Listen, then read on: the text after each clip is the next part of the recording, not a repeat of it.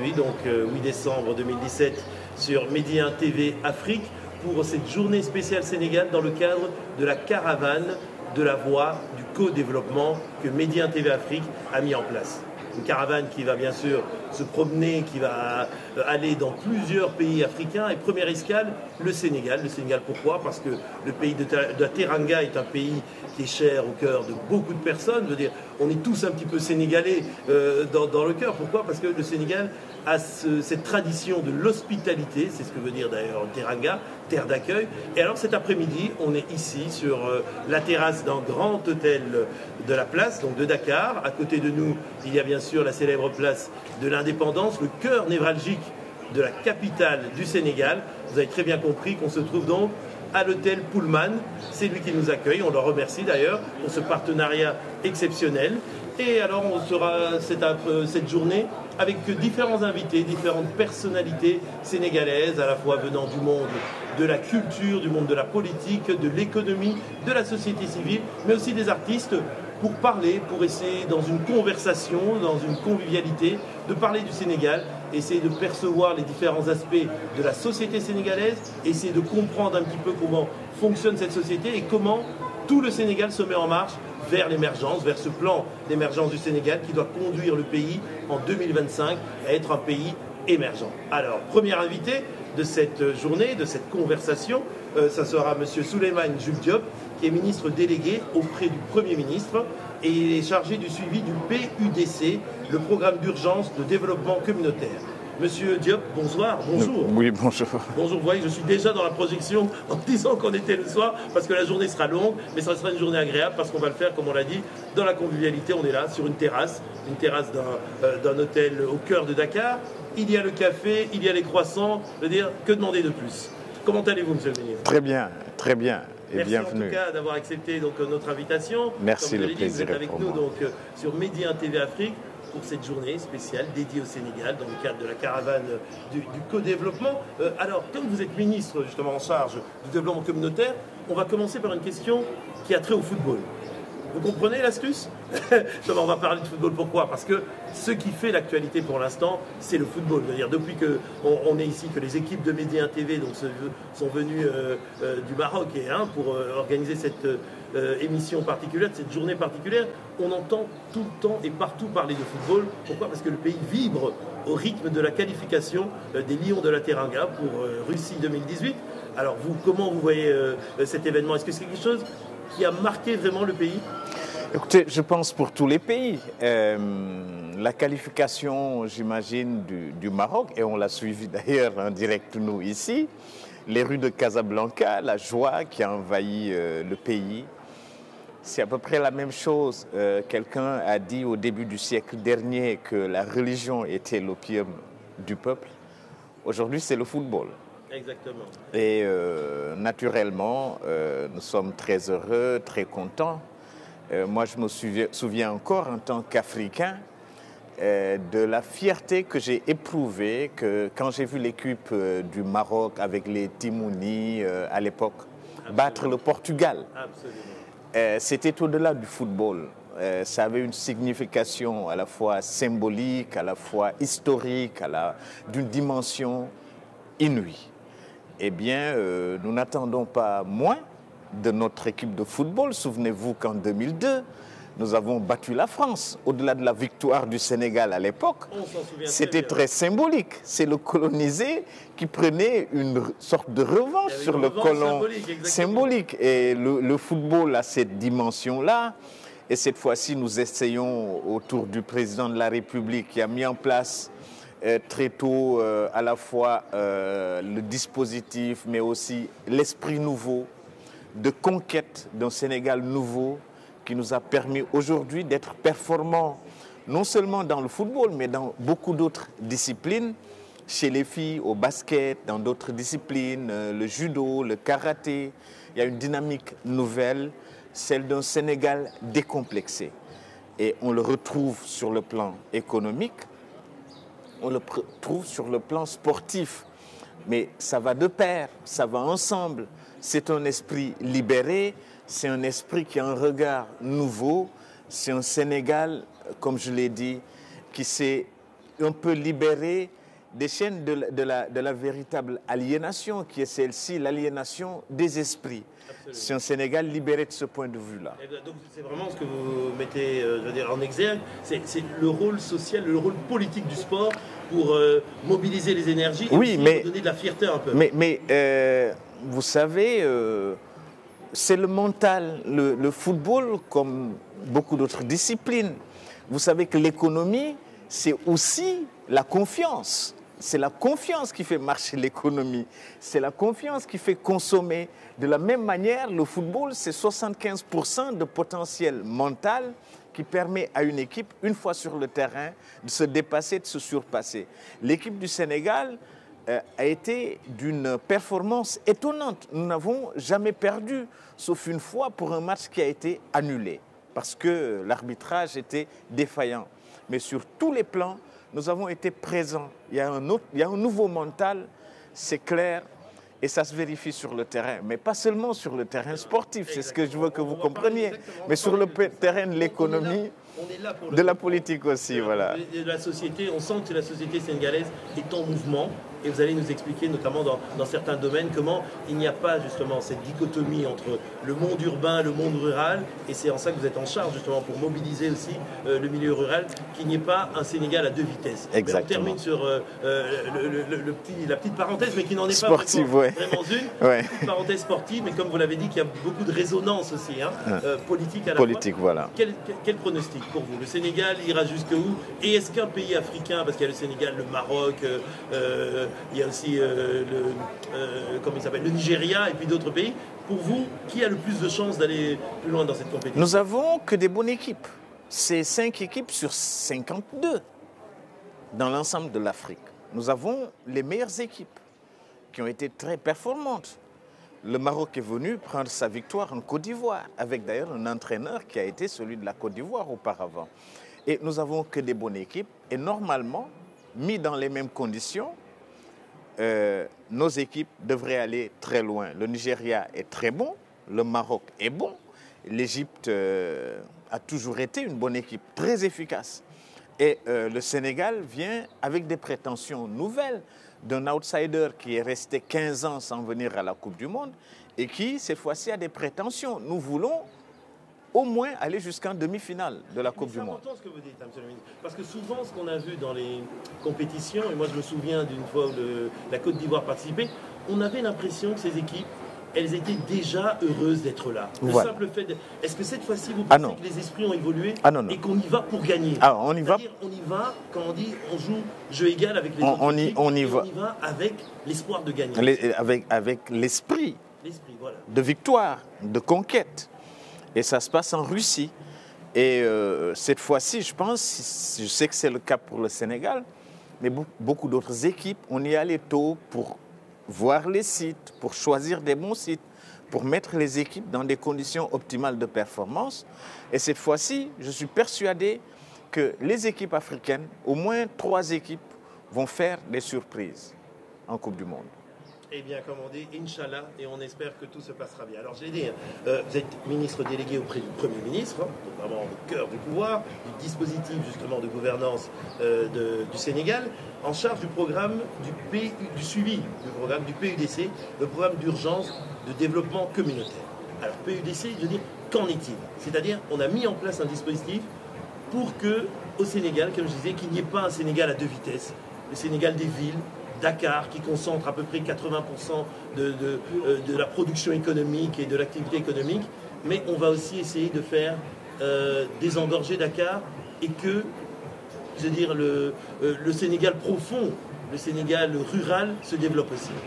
C'est ça l'objectif du PUDC? Écoutez, nous avons eu pendant longtemps des économies à 2 vitesses. Et en réalité, le monde rural produisait pour des exportations qui, au final, profitaient aux cités urbaines, où il y avait les infrastructures de l'État, où il y avait l'économie réelle. Dakar, moins d'1% du territoire, 80% des infrastructures, 84% de l'économie. Les rapports riches et pauvres, c'est dans les villes l'écart est de 20 points en moyenne. Une pression de l'exode rural qui est terrible. Ce qui poussait à l'exode vers les villes. Les pauvres, pour échapper à la pauvreté, allaient vers les villes pour trouver un peu de travail autour des ports, autour des gares, autour des marchés, qui n'existaient qu'ici. Les productions, en réalité, on ne pouvait pas les booster parce qu'il n'y avait pas assez de mécanisation de l'agriculture. L'agriculture elle-même, qui est l'activité de base, 67% de la population, elle n'était pas mécanisée, elle dépendait des saisons, de la pluie, parce qu'il n'y avait pas de forage, il n'y avait pas d'irrigation, il n'y avait pas d'énergie pour transformer, parce que le taux d'électrification rurale tournait autour de 18-20%. On ne pouvait pas transformer sur place. Il n'y avait pas de pistes. Le Sénégal avait un stock de 12 500 km de pistes. C'était très réduit.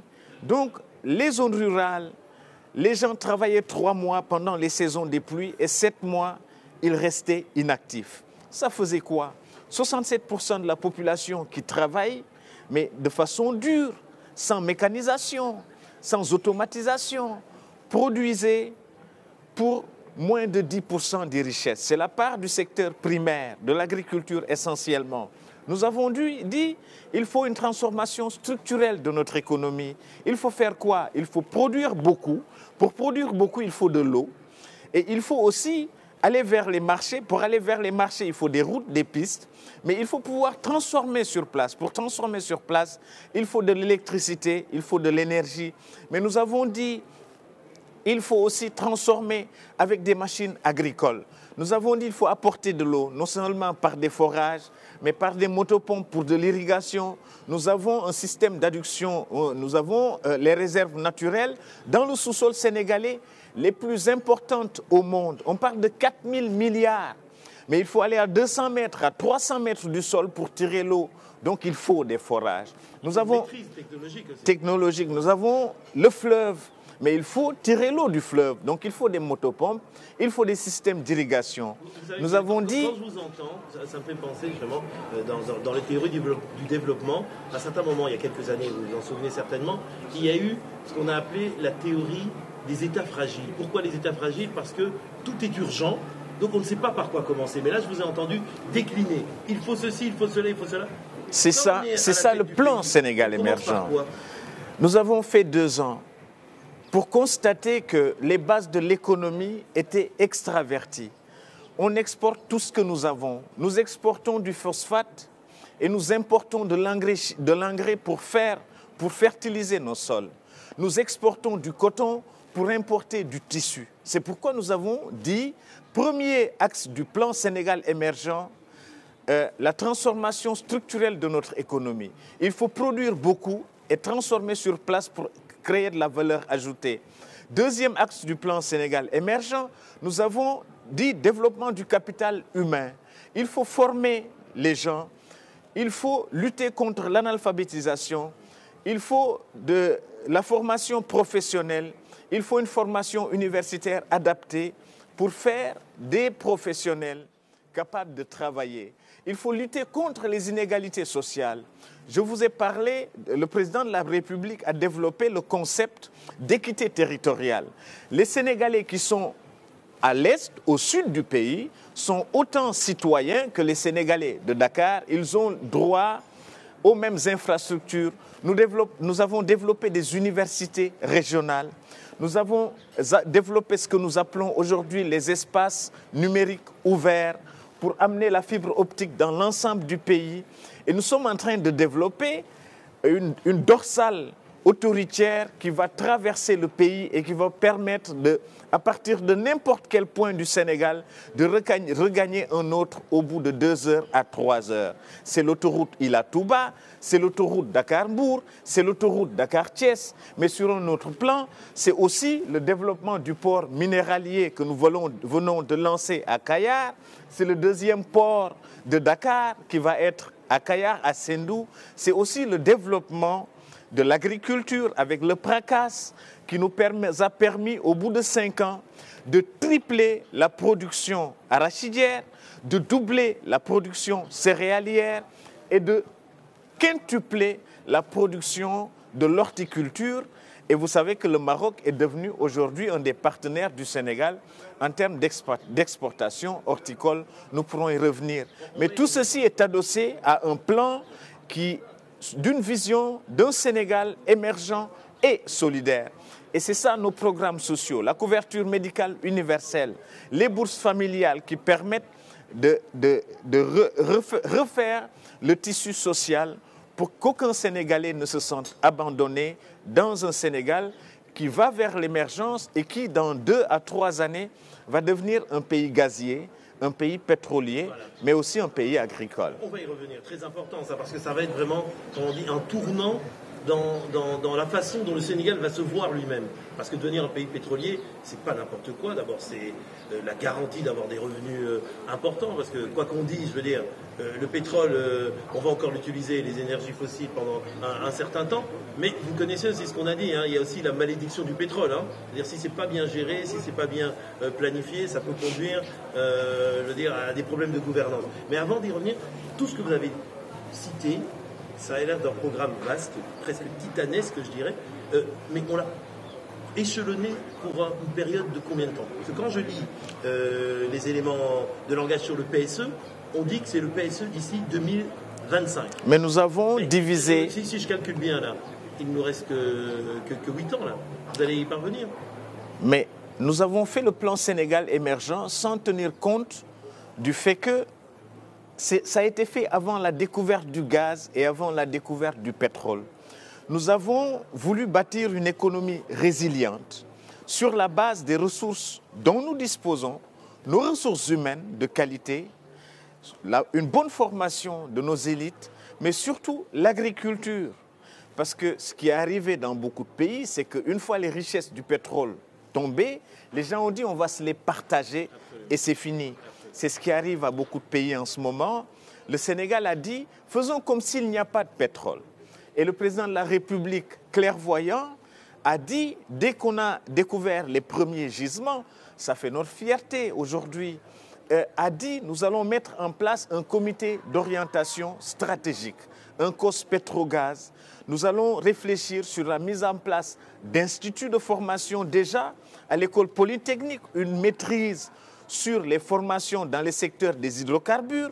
Nous avons déjà un ministère des hydrocarbures, du pétrole, mais notre formation universitaire professionnelle est en train déjà de s'orienter vers ces métiers et nous avons mis ensemble un dispositif pour apprendre de ce qu'on appelle le syndrome hollandais et qui a frappé beaucoup de pays africains et qui fait qu'ils n'ont pas pu, et nous avons aussi renégocié, remis en place un nouveau code minier parce que les codes en général, les contrats qui sont signés avec certains pays, avec certaines grandes firmes pétrolières étaient trop désavantageux. Le Sénégal a appris de cela et a mis en place un dispositif qui a permis de nouer des contrats qui jusqu'ici avantagent beaucoup l'État du Sénégal en termes de rente, de ressources, en termes d'impôts sur les sociétés.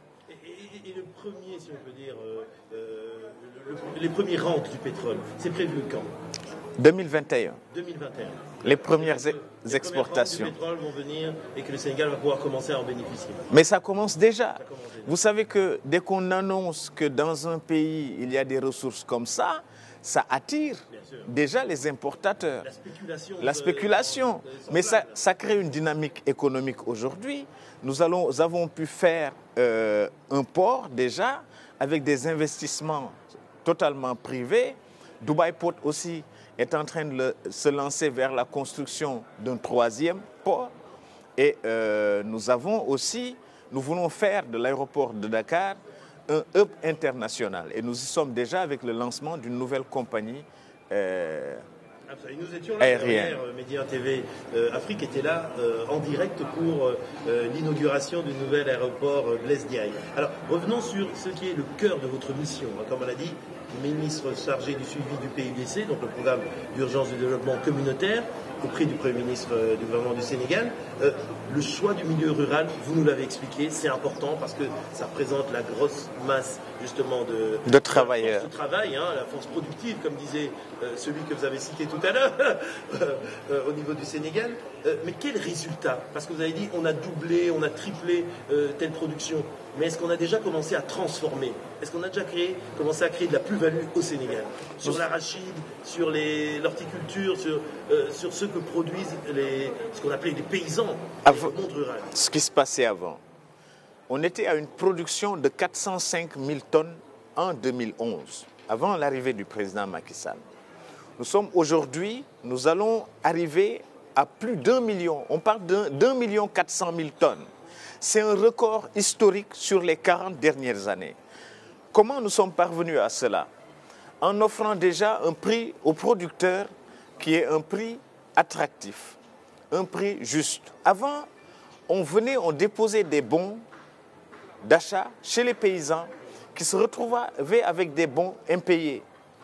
Aujourd'hui, nous avons pu ouvrir notre marché, le marché sénégalais, à la Chine, qui vient acheter du produit, de l'arachide. Nous avons imposé une petite taxe à l'exportation qui permet de refinancer le paysan sénégalais. Mais surtout, le paysan sénégalais peut vendre à son prix. L'État définit un prix plancher et le paysan vend à son prix. Si nous avons à considérer juste que nous avons 1 million de tonnes de vendus pour le paysan, au prix moyen de 250 francs CFA, l'ensemble du monde rural se retrouve avec 250 milliards de francs CFA. C'est énorme, c'est gigantesque par rapport à la situation avant. Et c'est le cas dans l'horticulture. En 2011, on était à 45 000 tonnes. En 2000, déjà, on était à 11 000 tonnes. Aujourd'hui, on est à 103 000 tonnes d'exportation dans l'horticulture. Ça fait une valeur ajoutée importante pour, évidemment, l'économie sénégalaise. Et nous avons un programme accéléré vers l'autosuffisance alimentaire. Nous y sommes puisque nous avons aussi nous allons dépasser le million de tonnes de riz pour un objectif d'1 600 000 tonnes de production de riz pour atteindre l'autosuffisance. C'est gigantesque et ça s'est fait sur 5 ans. Nous avons pratiquement triplé la production de riz. Et c'est dans tous les domaines, dans le domaine de l'agriculture. Et cela permet aujourd'hui de développer les secteurs secondaires, mais aussi tertiaires, le commerce, les banques qui sont là. Merci, et qui permettent, merci, et qui permettent aujourd'hui, qui ont permis aujourd'hui le Sénégal de tripler les recettes de l'État et d'être aujourd'hui au plan budgétaire à un niveau de 3 700 milliards, qui est un record inédit. Et dans cela, plus de 1 000 milliards d'investissements annuels. Le plan 2035, nous l'avons divisé en plans quinquennaux. Et dans ces plans quinquennaux, nous avons ce que nous appelons des plans prioritaires. Dans ces plans prioritaires, nous avons des grappes. Et en réalité, le PUDC obéit à cela. L'État du Sénégal a consenti sur 4 ans 522 milliards de francs CFA. C'est inédit dans l'histoire de ce pays qu'un tel montant soit consacré juste au monde rural. Mais dans cela, sur 2 ans, nous sommes à 122 milliards de francs CFA.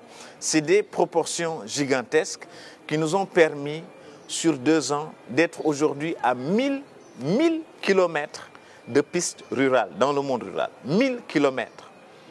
À 200 forages que nous avons réalisés dans le monde rural. Sans compter évidemment les autres programmes qui sont restés dans les ministères dédiés, dans les départements dédiés. Je parle du PUDC. Et ce que je vous dis là, c'est en 2 ans. Dans le domaine de l'hydraulique, dans le domaine de l'électrification rurale, nous sommes en train d'électrifier, au moment où je vous parle, 466 villages. La moyenne annuelle, depuis l'indépendance de ce pays, c'était 35 villages. Nous avons trouvé un stock de 12 500 km de pistes. La moyenne annuelle, c'était 193 km de pistes par année. Nous voulons faire nous avons déjà fait 1000 km au moment où je vous parle. Donc les proportions ne sont pas les mêmes.